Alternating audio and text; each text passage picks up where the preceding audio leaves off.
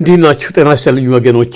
ይህንን ቪዲዮ ስመለከት እኔ በጣም እየተናደድኩ ነበርና ድምፄ ሪኮርድ ካረኩ በኋላ በጣም ኢሞሽናል ሆኜ በጣም መናገር የሌለብኝ ስናገር ቆየውና ያንን አጥፍቼ ነው እንደገና ድምፄን ሪኮርድ ማድረገው። ለምን ብትሉ ይህ ቪዲዮ ደም አፍላህ ከሚባሉት ነው ዛሬ በትኩስ የተለቀቀው ቪዲዮ። የተሰጠው ርዕስ ዩቲዩብ ላይ ያገኘሁት ምን ይላል? የሆነች ልጅ ነች የምትታየው። ይህን ስፍራ መጎብኘት የሚችለው ማን ነው? ኩዌሽን ማርክ አለው። ማንም በአሁኑ ሰዓት የሚጎበኘው ሊኖርም አይገባም ነው የምልህ አለኝ። ምክንያቱን እገልጸዋለሁ ጎበዝ። እኔ ጋር ፍርሃት የሚባል የለም። ያለውን ቴክኖሎጂ ይጠቀምበታለሁ። እግዚአብሔር ይመስገን። ይህንን የሶሻል ሚዲያ የፈጠራችሁልን ሳይንቲስቶች ለዘላለም ኑሩ። ሌላ ምንም ማለት አይቻልም። ለምንድን ታውቃላችሁ? ሆድ ይፍጀው ብለን ዝም ማለት የለም። እያንዳንድህ ቤት ውስጥ የምትናገረውን እኔ ደግሞ ይኸው አሁን መንበረ ጸባዖት ቅድስት ሥላሴ ካቴድራልን አስመልክቶ በእኛ ትውልድም ከእኛ ትውልድ በፊትም የነበሩ በቅዱስ ሲኖዶስም እውነታውን የሚያውቁ ብዙ ሰዎች አሉ። እያወቁ ሆዳቸውን ያስቀድመዋሉ። እያወቁም ያፈሩ ለመናገር የት ሄጄ ልናገር በቃ ሆድ ይፍጀው ብለው ዝም የሚሉም አሉ። ይሄ እንግዲህ ከዘመኑ ርዕሰ ጉዳዩ ነው እና ይሄ ቪዲዮ ስር ደግሞ ስሞች አሉ። በዶንኪ ቲዩብ የሚባል ኮሜዲያን እሸቱ፣ ሰይፉ ኦን ኤቢኤስ እና በስንቱ የሚል ተጽፎበታል ከስሩ ሄዲንግ ላይ ማለት ነው። ልጅቷ የምትናገረው ለእሷ አሁን ትክክል ይመስላታል። ልክ አይደለሽም አንቺ ያው ያደግሽበት ግን ልክ አይደለሽም። በልጅነቴ አባቴ ይዞኝ ይሄድ ነበር። ለምን የጀግኖችን ስም እንግዲህ ጥሩ ኢትዮጵያዊ እንድንሆን ጥሩ ኢትዮጵያዊ ለመሆን ጥሩ ኢትዮጵያውያን ሆነው ከህይወት በላይ ምንም ነገር የለም ጎበዝ። አሜሪካኖችን አይታችኋል። ለአንድ ተራ ወታደር የሚሰጡትን ክብር ብዙ ቪዲዮ ላይ ተመልከቱ። ታንክ ዩ ፎር ዩ ሰርቪንግ፣ ታንክ ዩ ፎር ሰርቪንግ ማይ ካንትሪ፣ ታንክ ዩ ኤቭሪዌር። ሀገሬን ስላገለገልክ አመሰግናለሁ ነው የሚባለው። ወታደር ደግሞ ውጥንቅጥ መቃብር ውስጥ አይቀበርም። የወታደሮች መካነ መቃብር አለ። ከነ ህይወት ታሪካቸው ይጻፋል። ታሪክ ነው፣ ታነበዋለህ። እኔም እንደሱ ገና በልጅነት እርግጥ ነው አንዳንድ ቤተሰብ ልጁ ወታደር እንዲሆኑለት አይፈልግም። የኔ አባት ግን ይፈልግ ነበር። እውነቱን ልንገራችሁ። ለምን ነገር ሁሉ እኔም በቃ አካባቢ የወታደር ሰፈር ማለት ትችላላችሁ። ከላይ ፈጥኖ ደራሽ ፖሊስ አለ፣ ከታች የምድር ጦር፣ ሙዚቀኛ፣ አየር ኃይል ደግሞ አጠገባችን። አየር ኃይል ስላችሁ የምድር ጦር አየር ኃይል አርሚ አቪዬሽን አለ። አካባቢ ሁሉ ወታደር ነው። አባዲና ፖሊስ ኮሌጅ የሚባል ነበር። እኛ ልጆች ሆነ እነሱን ወደ ትምህርት ቤት ወደ ምንም ስንሄድ እያየን ያደግ ነው እና አልቀረም። አየር ኃይል ሆናለሁ ብዬ ነበር ማስበው። ግን በአየር ኃይል ውስጥ ገብቼ አገሬን ማገልገሌ እንዴት ኩራት እንደሚሰማኝ it was very hard time። በጣም ኃይለኛ ጊዜ ነበረ ነው። ቀይ ባህርን በማስከበር ረገድ ከአለቆቻችን ከጓዶቻችን እነዚህ ነገሮች ሁሉ ያለው ወጣት እኔ አሁን ምጽፋቸው ታሪክ በሙሉ እኔም እንደናንተ ብሎ የሚነሳ ወጣት ይነሳል በሚል እንጂ አሁንማ ባህሩን አስረክበውታል። ግድ የለም ውትድርናም ቢሆን አሁን የኛ ልጅ የለም። የኛ ሰንሰለት ተበጥሶ ከጫካ የመጣ የደደቢት እንትን ነው። ጀግና ወታደር አታገኙም አሁን። የለም ሀገሩንም ይወድ የለም። ሁሉም በእድገቱ በእንትን ነው፣ በዚህ በዘር ፖለቲካ ነው። እና መንበረ ጸባዖት ቤተክርስቲያን ሲመሰረት አፄ ኃይለ ሥላሴ ልክ እንደ ውጭው ዓለም አባታቸው ናቸው እንግዲህ መጀመሪያ ውጭ ሀገር የሄዱት። ወታደር የሚቀበርበት በጣም የክብር ቦታ ነው ያለው። ያንን በማስመልከት ነው መንበረ ጸባዖት። መንበረ ጸባዖት ማለት የአርበኞች ማረፊያ፣ የወታደሮች ማረፊያ ማለት ነው። እዛ ቦታ ዘፋኝ መቀበር የለበትም። ዘፋኝ የራሱ በእድሩ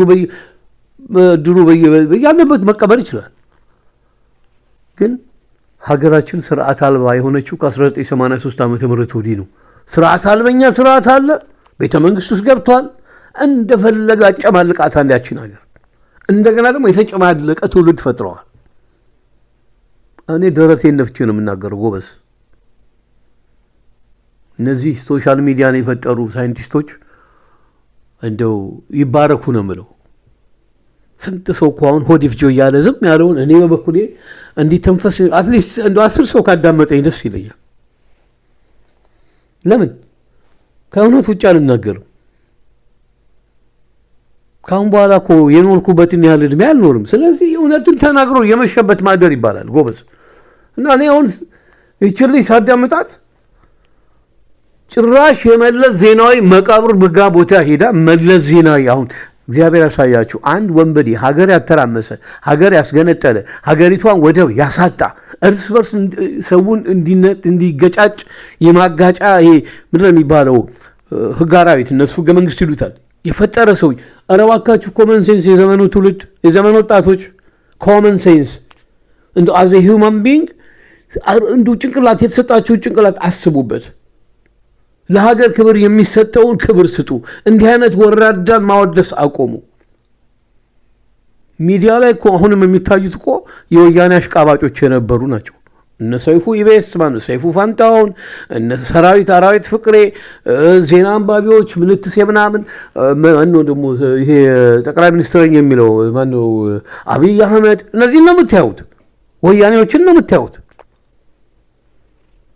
ክብር የሚሰጣቸው ብዙ ሰዎች አሉ። አንደኛ ነገር ኃላፊነቱ የዚህ የመንበረ ጸባዖት ቅዱስ ሲኖዶስ ነው። ግን ቅዱስ ሲኖዶስ እንደምታዩት ነው፣ በወንበዴዎች ተጠልፏል። የፈለጉትን ነገር ይሰብካሉ። እንደው ከቅዱስ ሲኖዶስ ለሃይማኖታችን የተሻለ ማን እንደሆነ ታውቃላችሁ? እግዚአብሔር ይቅር በለኝ እንደው ኧረ እንደውም እንዲህ ምን እግዚአብሔር እንደው ይህንን ነገር እውነታውን እያየ መቼስ አንድ ቀን ፍርድ ይሰጣል።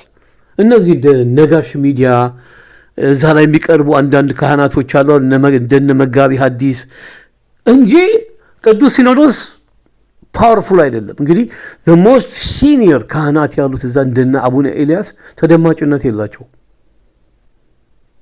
ፓትርያርኩን እንደምታውቁ ናቸው። ፓትርያርኩ ቀደም ሲል በደርግ ጊዜ ያፈንግጠው ወጥተው አቡነ ተክለ ሃይማኖትን ይሳደቡ ነበር አለ ድምጻቸው። እርግጥ ነው ንስሐ ሊገቡ ምን ይችላሉ። ግን እኛ ደግሞ ካህናትን የመናገር ወይም የመገሰጽ ወይም የመተቸት መብት የለንም። አሁን ግን እንዲኖረን አስገድደውናል። ለምን? ቤተክርስቲያን ካስተማረችን ስርዓተ ሃይማኖት ውጪ የሚለፈልፉ ስመ ጳጳሶችን እያየን ዝም ማለት አንችልም። የኛ ኃጢአት ሳያንስ የነሱ መንበረ ጸባዖት ቅድስት ሥላሴ ካቴድራል አንድ የሚቀበረው ሰውዬ ማን ነው? ያን እኮ ታይቶ ነው የጀግና ሜዳሊያ ሲሰጥ አንድ ሰው ሜዳሊያ ሲሰጠው ምን ሰርቷል የሚለው በምስክርነት ሲረጋገጥ ነው። ያ ብቻ አይደለም፣ አርበኞች የታወቁ ናቸው። ያኔ ነው ለቅዱስ ሲኖዶስ ተነግሮ ቅዱስ ሲኖዶስ ደግሞ አዎ ወታደር የወታደር ማረፊያ ነው ብሎ ወታደር እንዲቀበርበት ያደርግ። ዘፋኝ እኔ ክብር የምሰጣቸው ዘፋኞች አሉ፣ ግን ያ ቦታ አይገባቸው በምንም አይነት። ታዋቂ ሰዎች ልጅት ታዋቂ ስለ እንዴ በኃይለ ሥላሴ ዘመን ታዋቂ የነበሩ ሰዎች ሆነው ሲቪሊያንስ ሆነው እዛ የተቀበሩ አሉ። በደርግ ጊዜ አለ ታዋቂ ሆነው እኔ ሰምቼ አላውቅም። ቤተ ክርስቲያኑ ሲሰራ መንበረ ጸባዖት የሚል ስያሜ የተሰጠው መንበር ማለት ማረፊያ ማለት ነው። ጸባዖት ማለት ደግሞ በግዕዝ አርበኛ ወይም ወታደር ማለት ነው። እና ለዚህ ልጅም አድርሱልኝ። ይሄ ኢቢኤስም ቢቀበሉም ባይቀበሉም እስቲ ባካችሁ ይሄ ድምጼን አድርሱልኝ። የሰማችሁ እንግዲህ የምታደርሱልኝ ከተስማማን ነው እንጂ ምን የሚለፈልፈው የሚል አይጠፋም እኮ። በወያኔ ስነ ልቡና ያደገ አይታየውም። ይሄ አይታየው። ምክንያቱም አርበኝነትንም እኮ ራሷ እኮ ተዋህዶ ቤተክርስቲያን ዘማችም ነበረች። ዋናዋ ዘማች ትእዛዝ ሰጥታ ሂድ ሀገርህን አድን፣ እምቢ ያልከውን ይገዘታል፣ ሂድ ዝመት፣ ለሀገርህ ሙት። ምክንያቱም ተጽፏል ምሳሌ ላይ ድንበርን የሚያፈርስ የተረገመ ይሁን ይላል። እነ ልበ አምላክ ዳዊት ነቢያት የነበሩ ወታደሮች ነበሩ። ጎልያድን የሚያክል የፍልስጤም ወራሪዎችን ገድለዋል። ወታደሮች ናቸው። እና ለማንኛውም ጎበዝ እንደው ይሄ ድምፅ ይድረስልኝ። እነዚህ ኮሜዲያን እሸቱ፣ ሰይፉ ፋንታውን እነዚህ ወዳደሮች ናቸው፣ የራሳቸው ጉዳይ። ማንም ሰው የራሱ ታለንት አለው። አሁን ለቤተ ክርስቲያን የዋለው ውለታ ቀላል አይደለም። ኮሜዲያን እሸቱ ግን የተዋህዶ ክርስትናን ጠንከር አድርጎ የያዘ አይደለም። ሌላ ሃይማኖት ተከታይን ከኔ ጓደኛ ነው እንደዚህ ነው ምናምን የሚላል የመለሳለስ ነገር ሲናገር ሰምተነዋል ነው። ክብር ሲሰጥህ ደግሞ መከበር አለብህ። ሃይማኖት ላይ ድርድር የለም። እና ለማንኛውም ጎበዝ ይሄ ድምፅ ይደርስልኝ። ወደፊት ግን እግዚአብሔር ከፈቀደ መፍቀዱም አይቀርም ይሄ ስርዓት ጠፍቶ ኢትዮጵያ ድሮ ወደ ነበረው ስርዓት አንዳንዶች አሁን የድሮ ነበረው ስርዓት ምንድን ነው የጎዳ ብለህ ብትጠይቀው እንደገና አህዳዊ ሊያደርጉን ብሎ ይጮሃል። አህዳዊ ሊያደርጉን። አህዳዊ ማለት ግን ምን ማለት እንደሆነ ታውቃላችሁ? ትርጉሙ አንድነት ማለት እኮ ነው። አንድነት ይሻላል ወይስ ልዩነት? አይ እኔ ብሔር ብሔረሰብ በዚህ ላይ ሸወዳቸው ከወያኔ ብሔር ብሔረሰብ የሚሉት ቃላት አላቸው። ይሄንን ተናግሬ ልለፍ፣ እንደው ብዙ ቦታ ተናግሬዋለሁ። ብሔር ቃሉ ግዕዝ ነው፣ ብሔረሰብ ደግሞ ቃሉ ግዕዝ ነው፣ የተለያዩ ናቸው። ብሔር ማለት ሀገር ማለት ነው። ዘር መጠሪያ አለም። ብሔሩን ከኔ ብሔሩን ሊናገር ብሔር ካልክ ኢትዮጵያ ናት። ብሔረሰብ ናት። ወይም ደግሞ ለመተቸት ከፈለግ ተራ ቃል መጠቀም ከጀመርክ በዚህ ጎሳ ማለት ትችላል፣ ነገድ ማለት ትችላል። ጎሳ ጎጠኞች አሁን ጎሳ ጠሪዎች ናቸው። ብሔር ካልክ ሀገር ነች። ምክንያቱም አማርኛ አይደለም ቃሉ ብሔር ግዕዝ ነው። ግዕዝ እስከሆነ ድረስ የግዕዙን ትርጉም ነው መጠቀም ያለብኝ። ብሔረሰብ ሁለት ቃላት ናቸው። ሀገረሰብ ወይም የሀገር ሰው ማለት ነው ብሔረሰብ ማለት። ብሔር ግን ሀገር ነው። ማን ነው ብሔር ምንድን ነው ብለህ ትጠይቀኝ፣ እኔ ኢትዮጵያ ነው የምልህ። ብሔረሰብ ብትለኝ ደግሞ ከሁለት ብሔረሰብ ስለተገኘው ኢትዮጵያ ነኝ ነው የምልህ። ሌላ ነገር አይደለም። ዘር ቆጠራ ውስጥ እያንዳንድህ ደግሞ ኢትዮጵያ ውስጥ እስቲ ሚክስ ያለውን ያልተቀላቀልክ ንገረኝ። የለም። የኢትዮጵያ ሕዝብ የተቀላቀለ ነው። ለማንኛውም መንበረ ጸባዖት የማንም ውርጋጥ የሚቀበርበት አይደለም። ውርጋጥ ስላችሁ መለስ ዜናዊ ማለት ነው እንጂ ክብር ያላቸው የሀገሪቱ አርቲስቶች መቀበል ያለባቸው የራሳቸው ቦታ ነበር እንጂ መንበረ ጸባዖት አይገባቸውም። ምክንያቱም አርበኞች አይደሉም። በጦር ግንባር ላይ ተፋልሞ የወደቁ ጀግኖች የሚቀበሩበት ቦታ ነው።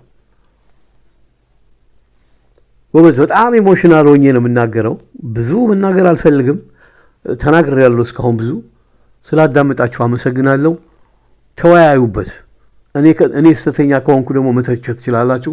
ከፈለጋችሁ ደግሞ ሲኒየር ቀሳውስት ጋር ሄዳችሁ ጠይቁ። ሲኒየር እምላችሁ በኃይለ ሥላሴ ዘመን የነበሩ ካህናቶች ይሄ ነገር እንዴት ነው ከነ ትርጉሙ መንበረ ጸባዖት ማለት ምን ማለት ነው? ለምን ተሰራ ቤተክርስቲያኑ? ጠይቁ።